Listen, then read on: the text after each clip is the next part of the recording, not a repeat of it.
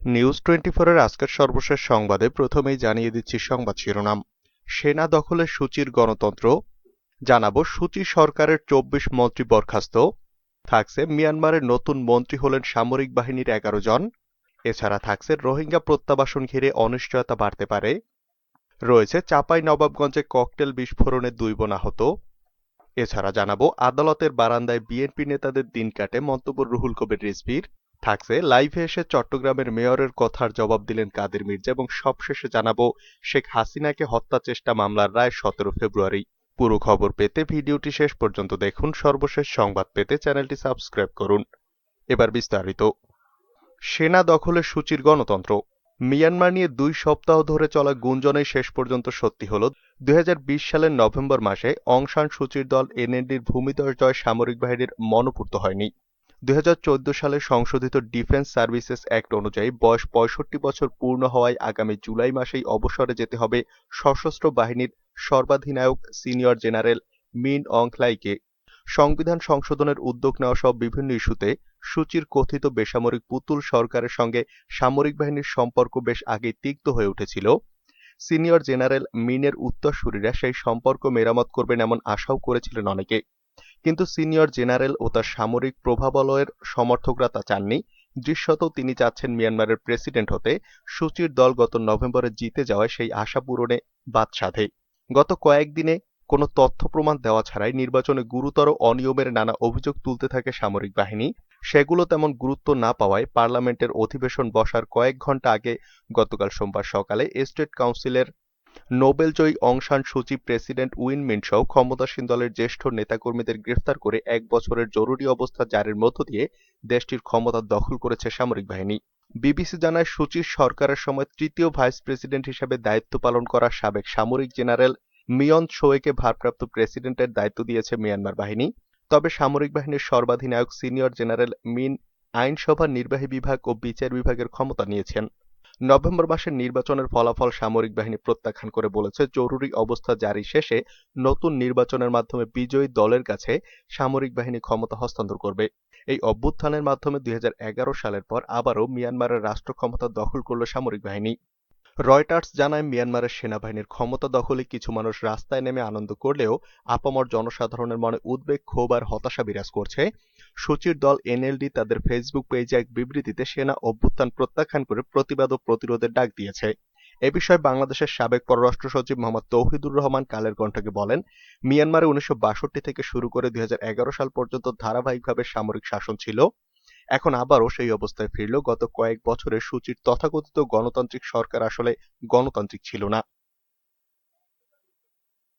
সূচির সরকারের 24 মন্ত্রী বরখাস্ত। মিয়ানমারের ক্ষমতা দখলের প্রথম দিনেই ক্ষমতাচ্যুত অং সান সূচির সরকারের 24 জন মন্ত্রীকে বরখাস্ত করেছে সেনাবাহিনী। তাদের জায়গায় নিয়োগ দেওয়া হয়েছে সেনা কর্মকর্তাদের। সোমবারের তথ্য জানায় বিবিসি।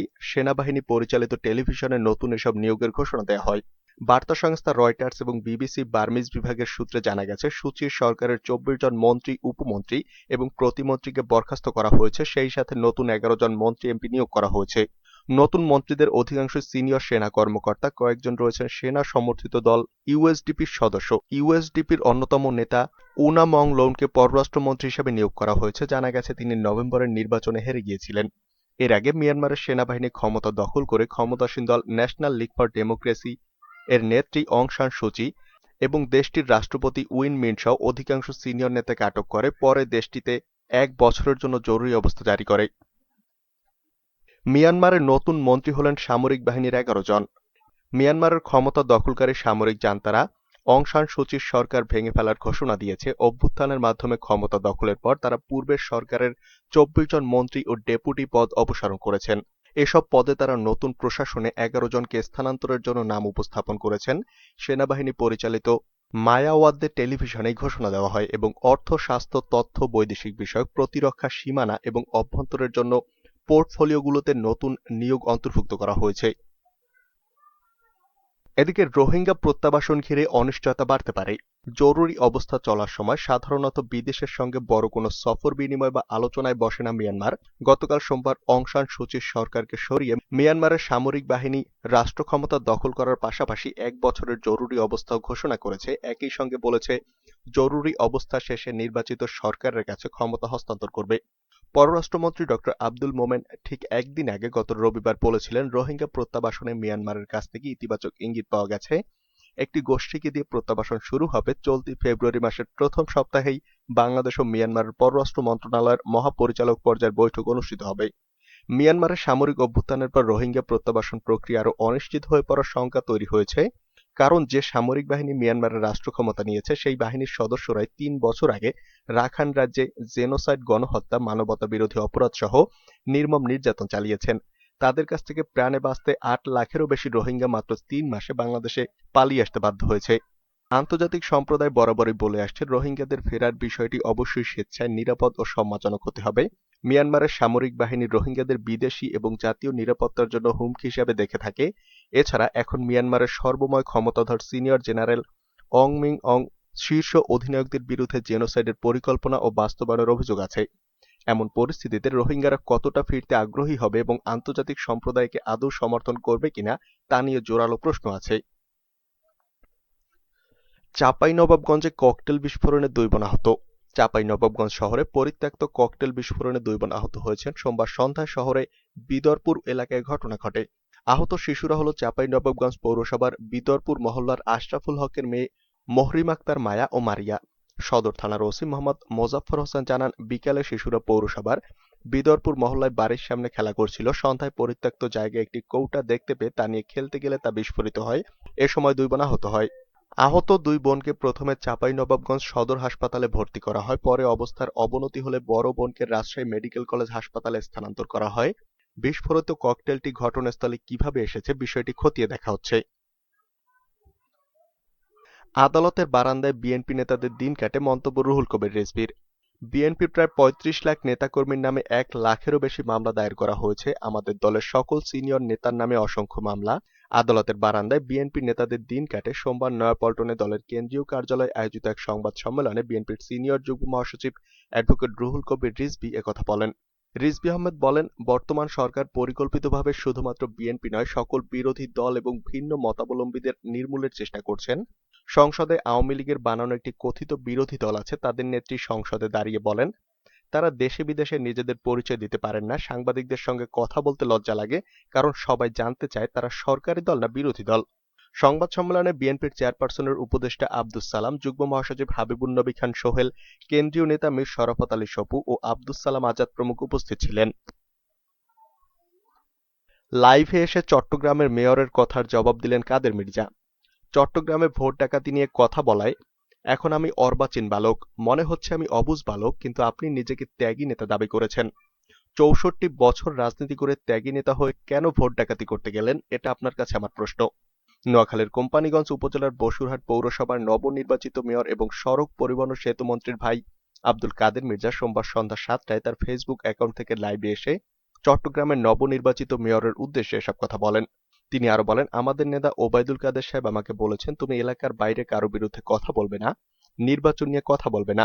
আমি ওনার কথা মেনে নিয়েছি। আমি বলেছি আমি ১ মাস দেখব, যদি কোনো পরিবর্তন না হয় তখন আমি কথা বলবো।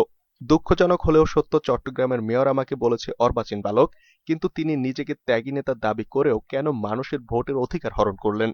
লাইভে এসে কাদের মির্জা চট্টগ্রামের নবনির্বাচিত মেয়রের উদ্দেশ্যে আরো বলেন, আপনি এত বড় নেতা, প্রতিদ্বন্দ্বিতা করার আগে আপনার নামও শুনিনি, কথা বলার আগে চিন্তা করে বলবেন। যদি নিজেকে অভিজ্ঞ ত্যাগী মনে করেন তাহলে ভাষা জ্ঞান রেখে কথা বলবেন। এই অবুঝ বালকটা অবাধ, সুষ্ঠু ও নিরপেক্ষ নির্বাচনের মাধ্যমে গত ১৬ জানুয়ারি বসুরহাট নির্বাচনে কাস্টিং ভোটে ৭৭ ভাগ ভোট পেয়ে নির্বাচিত হয়েছে, এটা আপনাকে স্মরণ করিয়ে দিতে চাই। আওয়ামী লীগের নেতাদের উদ্দেশ্যে তিনি বলেন, আমাকে কথা বন্ধ করতে বলেন, তাহলে এরা কিভাবে কথা বলে, এই সাহস কোথা থেকে পায়? তারা বলতে পারবে কিন্তু আমি বলতে পারবো না, আমি ওই দেশের নাগরিক। তিনি দলের গঠনতন্ত্র উল্লেখ করে বলেন, আমার দলের ঘোষণাপত্রে আছে মত প্রকাশের স্বাধীনতার কথা, ওনারা বলতে পারলে আমি কেন বলতে পারবো না? আমি রক্তচক্ষুকে ভয় করি না। আমি স্পষ্ট ভাষায় বলতে চাই, রক্তচক্ষু দেখাবেন না, চেষ্টা করবেন না।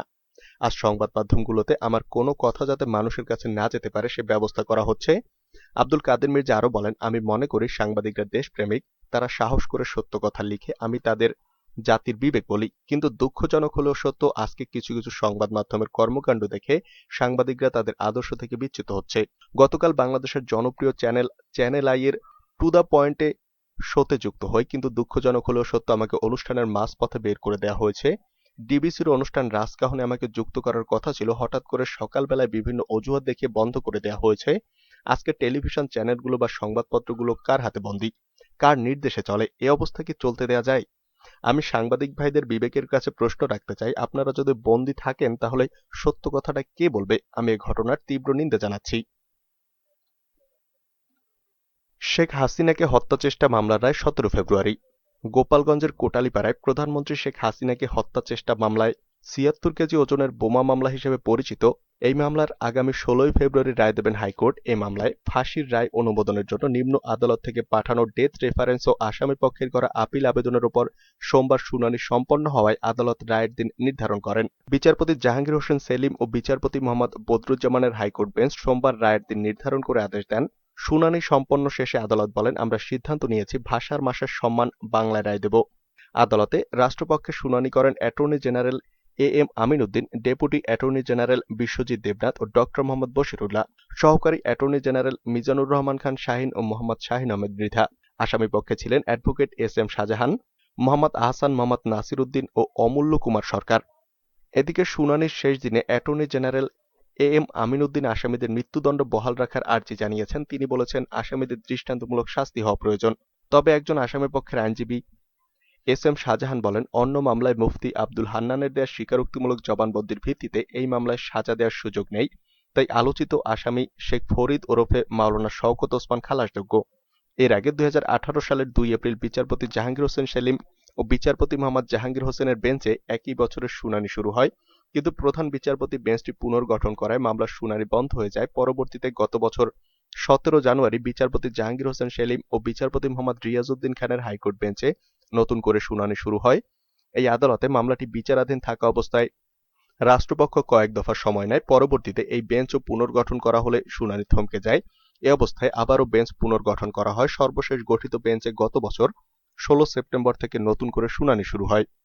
কোটালীপাড়ায় শেখ লুৎফুর রহমান মহাবিদ্যালয়ের উত্তর পাশের একটি চায়ের দোকানের পেছনে তৎকালীন প্রধানমন্ত্রী শেখ হাসিনার সমাবেশ স্থলের পাশ থেকে ২০০০ সালের ২০ জুলাই ৭৬ কেজি ও পরদিন ৮০ কেজি ওজনের বোমা উদ্ধার করা হয়। এই বোমা বিস্ফোরণের মাধ্যমে শেখ হাসিনাকে হত্যার পরিকল্পনা করা হয়েছিল। এ ঘটনায় দায়ের করা মামলায় ২০০১ সালের ৮ এপ্রিল ১৬ জনের বিরুদ্ধে অভিযোগপত্র দেওয়া হয়। পরবর্তীতে আরও ৯ জনকে আসামি করে ২০০৯ সালের ২৯ জুন সম্পূরক অভিযোগপত্র দেওয়া হয়।